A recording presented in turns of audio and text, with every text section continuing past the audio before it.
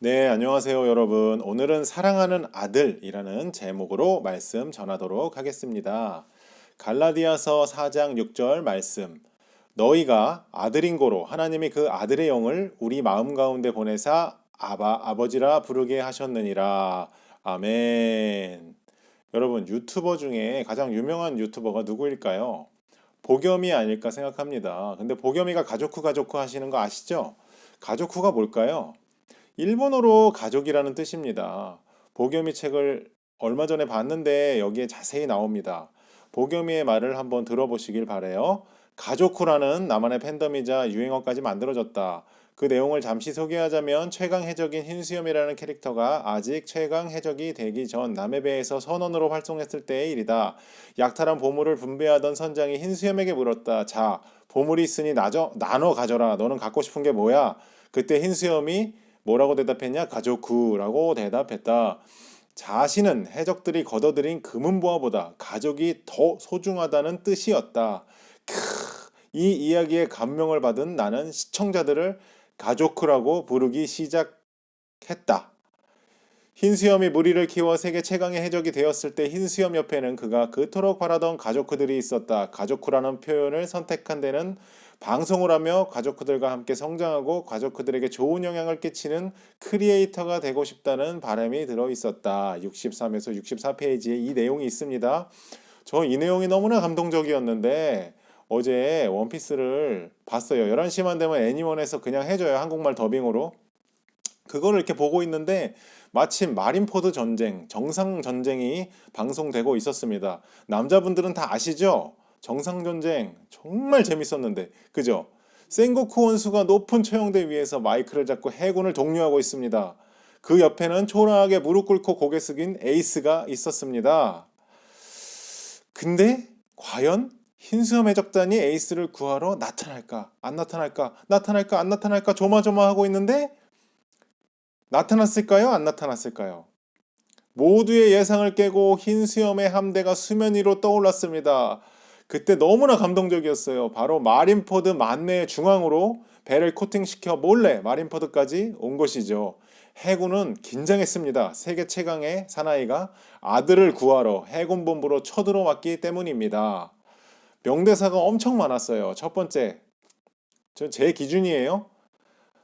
사랑하는 내 아들, 에이스는 잘 있는가? 사랑하는 나의 아들은 무사하겠지? 첫 번째 명대사였습니다. 두 번째, 에이스의 명대사. 멋대로 나간 나를 위해서 왜 여기까지 온 거야? 그러니까 흰수염이 뭐라 그러죠? 원래는 나가지 말라고 했는데 이때 에이스가 멋대로 나간 나를 위해서 왜 여기까지 온 거야? 하니까 흰수염이 거짓말로 에이스의 잘못을 덮어주죠. 나는 나가라고 했다. 안 그런가 마르코? 근데 마르코도 옆에서 분명히 나가지 말라고 흰수염이 나가지 말라고 한 이야기를 들었는데도 또 그 동료인 마르코가 에이스의 잘못을 덮어줍니다. 맞아. 우리 모두 분명히 들었어. 하하하. 이 바다에선 누구나 알고 있을 텐데 우리 흰수염 해적단을 건드리면 살아남지 못한다는 것을 에이스 조금만 기다려. 목숨을 걸고 너를 구해줄게. 저는 세 번째 감동 장면이 이거였었어요. 에이스의 과거 회상. 흰수염에게 패해서 강제적으로 흰수염 해적단에 들어오게 된 에이스는 흰수염의 암살에 번번이 실패하고 그와의 실력 차이를 느끼며 좌절했죠. 그때 1번 대장 마르코가 에이스에게 다가가 음식을 전합니다. 에이스는 조용히 물었어요. 마르코에게. 한 가지만 묻자. 너희들은 왜 저 자를 아버지라고 부르지? 그때 마르코가 대답했습니다. 이유는 간단해. 우리를 아들이라고 불러주기 때문이야. 그리고 그분은 세상이 버린 우리들을 받아줬어. 아무튼 나는 그분이 좋아.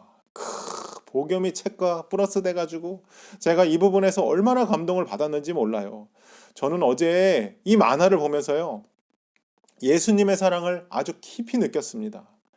길 잃어버린 양처럼 우리는 그렇게 하나님 품을 떠날 때가 많이 있습니다. 교회 다니면서 하나님 예배하면서 그렇지만 내가 시간이 지나고 바쁠 때 하나님을 떠나는 경우가 너무나 많아요. 그러면 하나님이 우리를 찾아오십니다. 세상에 이런 사랑이 어디 있습니까? 마태복음 18장 12절에 이런 말씀이 있어요. 만일 어떤 사람이 양 100마리가 있는데 그중 하나가 길을 잃었으면 그 99마리 양을 산에 두고 가서 길 잃은 양을 찾지 않겠느냐? 여러분, 하나님의 마음이 이겁니다. 100마리가 있었는데 한 마리가 그 길을 이탈하면 하나님은 그 99마리 양을 두고 한 마리를 찾아 나서시는 분이십니다. 아들, 아들. 하나님이 우리를 아들이라고 하시는데 더 이상 무슨 말이 필요합니까? 아들이면 다 용서가 되는 것이고 아들이면 긴 말이 필요 없는 것입니다. 그리고 하나님은 우리를 아들로 인정해 주시고 우리의 잘못을 덮어 주십니다. 세상에서는요, 우리가 잘못한 것에는 반드시 대가를 치러야 합니다. 하지만 아들은 아닙니다. 왜냐? 아버지가 우리의 허물과 죄를 덮어주시기 때문입니다. 오늘 말씀 다시 한번 보실까요? 너희가 아들인 고로 하나님의 그 아들의 영을 우리 마음 가운데 보내사 아바, 아버지라고 부르게 하셨느니라. 우리를 먼저 사랑하시고 아들이라 불러주신 하나님 아버지를 생각하고 깊이 감사하는 여러분 되시기를 바랍니다. 흰수염이 자신의 아들 에이스를 구하러 목숨을 걸고 해군 본부로 쳐들어온 것처럼 하나님께서는 먼저 우리를 사랑하시고 먼저 우리를 찾아주시고 먼저 우리들을 아들이라 불러주셨다는 사실을 기억하는 하루 되시기를 바랍니다. 감사합니다. 다음 주에 뵙겠습니다.